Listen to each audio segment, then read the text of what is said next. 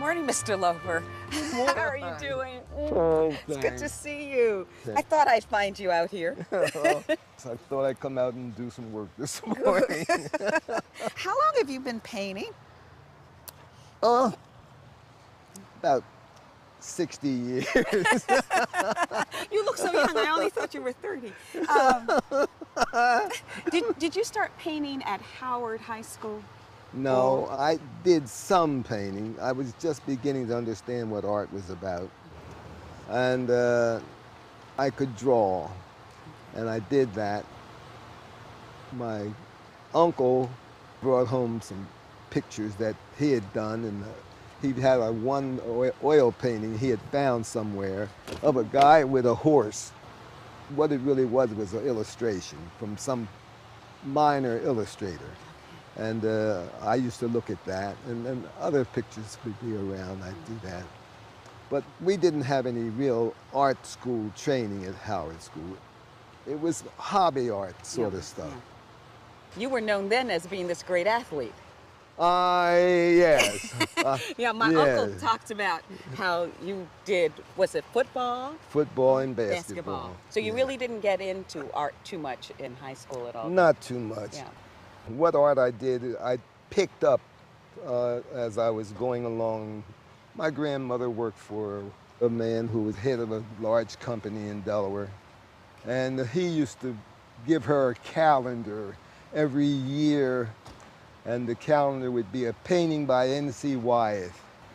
She would bring it home, and I would look at it and say, God, I wish I could do that. That was the most I saw of anything who was anywhere near the art direction. Anywhere near? Yeah. Oh. Because in those days, most people, not just blacks, had a picture of some horses, like they were running. You could just have a close-up of the horses' heads. Yeah. And they had Saint Cecilia holding on to the cross as the waves were breaking around. Yeah. So they didn't have any arts, real art to look at. Yeah. I didn't see any real art until I was going to the public library, where they had paintings on the walls by N.C. Wyeth of Robinson Crusoe. Okay. Yes. And so only thing we had was illustration art. Delaware is known for illustration art, not for real art. Mr. Loper, you did a lot of painting early on scenes on Wilmington and in the neighborhoods where you lived. Where were you raised? I was raised over 11th Street Bridge. It was a mixed neighborhood. Quite a few Italians lived there. Polish people lived there.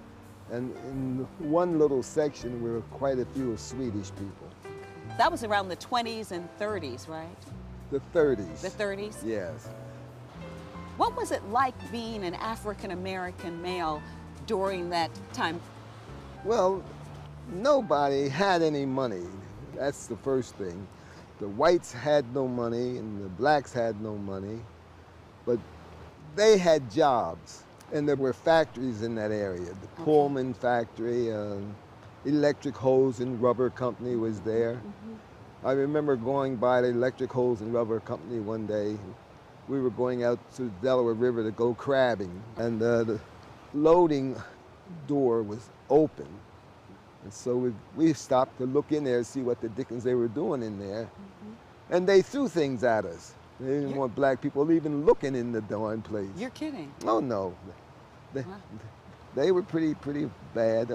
And we would, when we would go skating, we would go into the neighborhood, which was called Vandiver Avenue area. We'd go to that neighborhood, and if we got in that neighborhood, we had to fight. Yeah. So we'd fight. And so what happened is we would leave there and go to our neighborhood, and the police would come riding all around hunting for us. They never went to the white neighborhood hunting for anybody, but they came hunting for us. Yeah. I'm going to take you back to Howard High School. Do you remember the excitement around the opening of? No, I was a kid. We didn't know Yes, anything yeah. about what was going on. I remember grandparents and everybody talking about it, how wonderful it was. Okay. My stepfather, who I call my father, Yes. he was so glad it was open because when he came to Delaware, he came with a Ma Rainey show.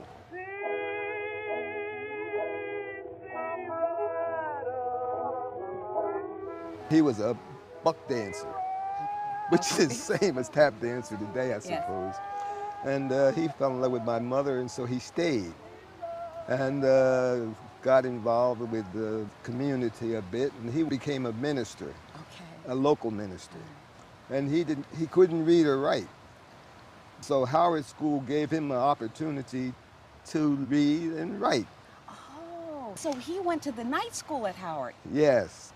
And he started learning to read and write, and then he became pretty good at it. And then he took over church in Jersey, and then he did so well.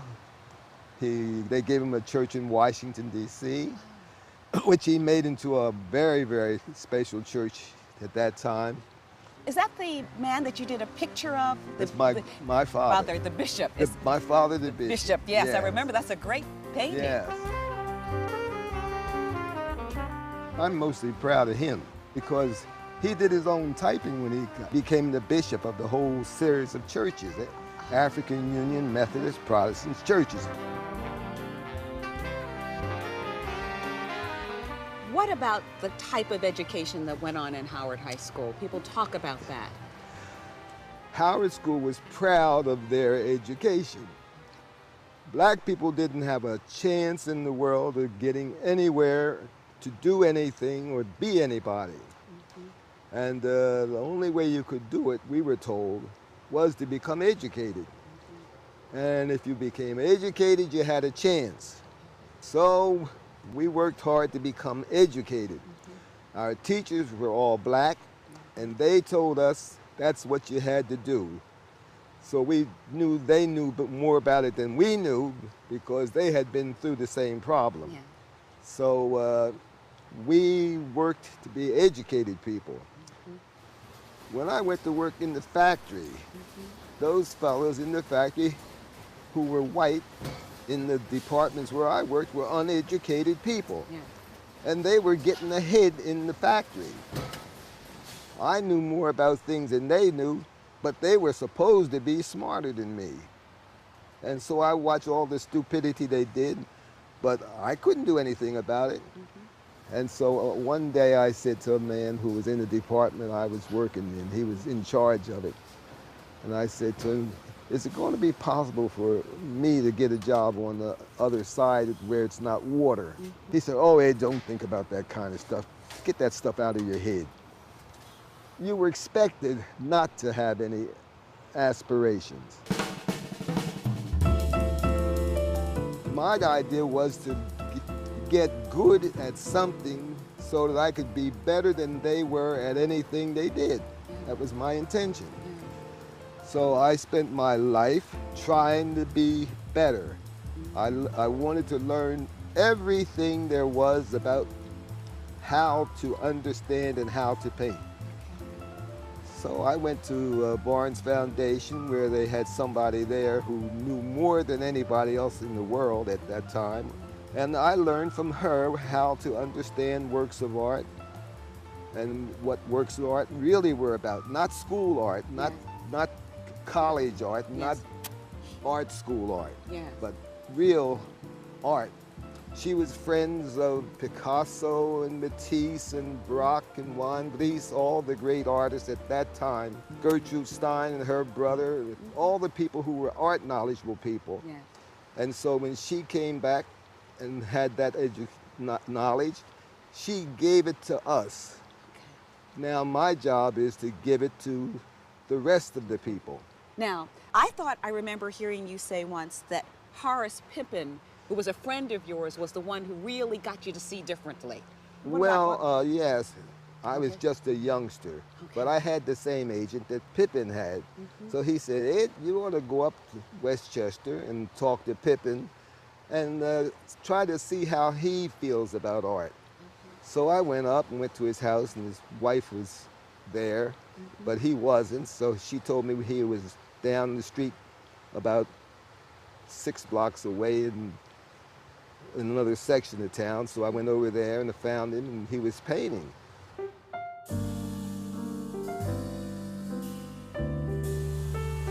So I stood there while he was painting this picture of some row houses, and he was painting, and I'm looking at the same thing that he's looking at, and I don't see what he's painting, but I know that's that series of houses, and he's putting things down that I never saw before, and I'm wondering, my God, how can he be great like this? So I said to him, just what do you do? He said, I paint exactly what I see. He said, these white fellas, they put a whole lot of stuff in their pictures, and it doesn't mean anything, so I paint exactly what I see. So on the way home, I was thinking about it. I didn't see what he saw, but he said one thing was important. Paint exactly what you see. And when you paint exactly what you see, you are being you. You're not being the rest of the world. You're being yourself. And as you become more and more yourself, the more and more you are different from the rest. And that's how simple it is. Yes, yeah. The further you are yourself, the further you are away from the others. So I decided I was going to do that. So I paint exactly what I see.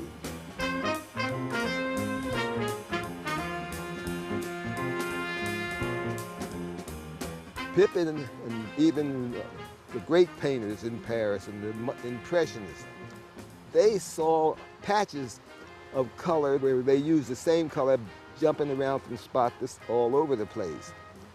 I put one color right next to a previous color. And so I see more colors than they were able to see. Now this is a new way for artists to paint.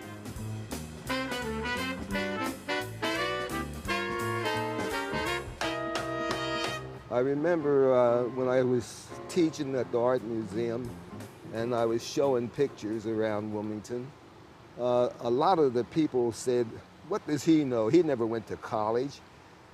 What's he know about art?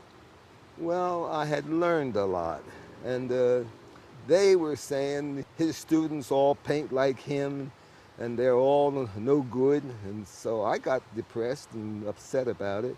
So I called Miss Demazia, who was at the Barnes Foundation at that time, and I asked her, could I bring up some pictures and show her, and that these people had said I was no good, and if I was no good at it, I was going to quit teaching and just paint and go get a job.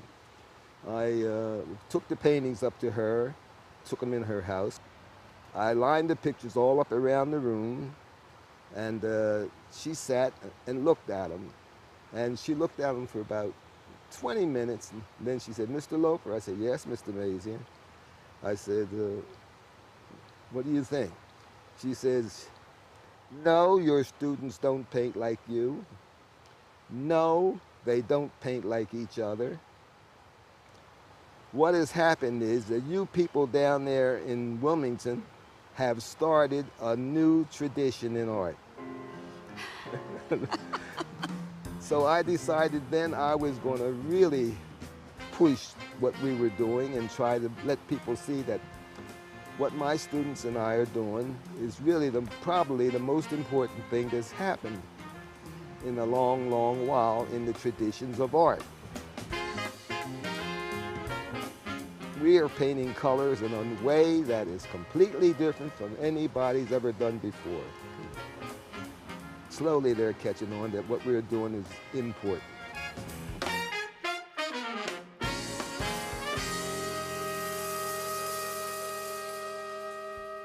You mentioned that once you went to New York and you met Alain Locke. How did that happen? I didn't meet him there. Oh, okay. What happened is I had won honorable mention here at the Delaware Art Museum. I had sent a picture. Mm-hmm. Juries for the shows are selected each year by different local committees. Here, the spirit of fair play offers even the unknown but talented painter a chance to exhibit his work. A lot of people made snide remarks about it and all. So I went to the opening with Howard Pyle's nephew, Walter Pyle. So Walter said, come on, Ed, we're going to go. Well, Walter was fairly liberal, and so that was unusual. So I said, if he's going to do it, I'll go with him, sure. It was such a fancy thing. Yeah. You had to wear your tux and all. Well, my tux was my black suit. I didn't even know what it was like. So Walt would introduce me to people, and some of them would say, nice to meet you, and all that. One man pushed his hand out like that, and they snatched it back real quick. But anyway, Dr. Locke heard about this show, and he wrote me a letter and said he'd like to meet me. So he came over 11th Street Bridge, where I was living at the time. I knew what time he was supposed to arrive, and he didn't use CP time. He was just about the time that he was supposed to be. So when I saw him, this man walking up the street, very well dressed, and he had glasses that you pinch on your nose. Oh, okay. And this little gray-haired little man, he came up and he said who he was, and so we went in the house and we started talking. He was asking me questions, and so he suggested that I see Aaron Douglas, and so he arranged and had me come up for a party they were having at Sugar Hill. Yeah. So I went up. I got to Harlem, and I looked over. God, I never saw so many black people at one time.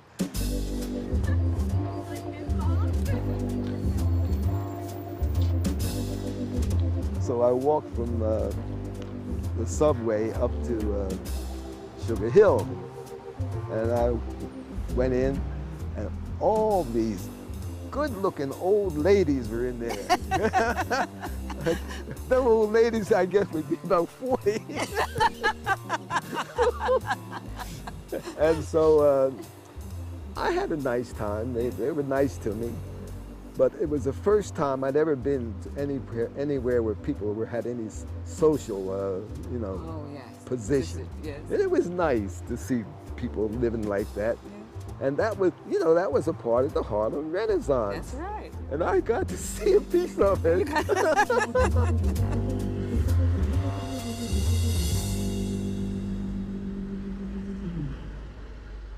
I was on Market Street one day, and this happened a few times, and I bumped into fellows who had worked at Allied Kid when I worked there. And so they would say to me, "Hi, Ed, how you doing?" Says, "Remember the good old days down at Allied Kid?" And I used to say to them, "Look, good for you, but not for me. There were no good old days for us. Yeah. The good old days for us is right now. We are living better than we ever visualized we'd live." The kids that went to Howard School, quite a few of the people who went there did very well. Their doctors, and lawyers, and everything came out of Howard School. When I go places now and I see the group who are younger than me, they're doing all kinds of important things in the community. And so it upsets me that the young blacks don't fight as hard, because if we are able to live this much better than we ever visualized, they can go 10 times further than what we did. Everything we've gotten, we struggled for. And if they want to get ahead for real and not just be cute in the neighborhood, then they're going to have to struggle and work hard as the dickens to make sure they win. And they can win. All you got to do is do it.